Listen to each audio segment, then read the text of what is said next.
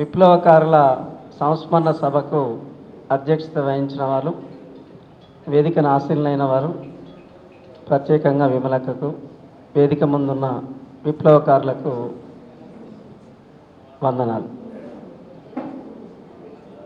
20 ఏళ్ల క్రితము పాలకులు చాలా దుర్మార్గంగా పట్టుకొని వెళ్ళి మన వాళ్ళని చంపారని ఆ రోజు మనం భావించాం. నిజానికి పాలకులకు నీతి ఉండదు. రాజుల కాలంలో యుద్ధం జరిగినప్పుడు ఎవరైనా రాయబారిగా వస్తే సకల మర్యాదలతోని వాళ్ళను ఏం తెచ్చారో ఉత్తరం అని చెప్పి చూసి చర్చించి వాళ్ళను సాధారణంగా పంపేవారు.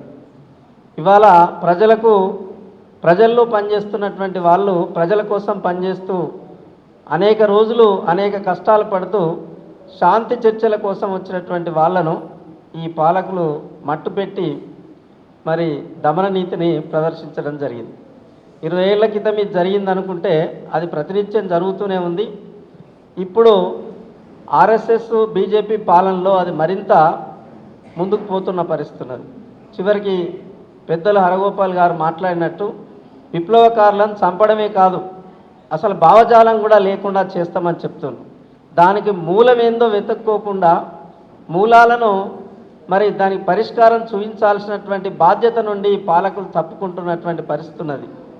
అందుకని గతంలో మీరంతా కూడా ప్రజల్లో పనిచేసిన వాళ్ళే. ఇప్పుడు ఒక భయానకమైన వాతావరణం ఉన్నప్పటికీ తిరుగుబాటు ఎప్పుడైనా కూడా తప్పనిసరిగా ఒక ధైర్యాన్ని ఇస్తారు. ఖచ్చితంగా గ్రామాల్లో మునుపట్లాగా పనిచేయాల్సినటువంటి బాధ్యత మనపైన మరింత ఎక్కువగా ఉంది.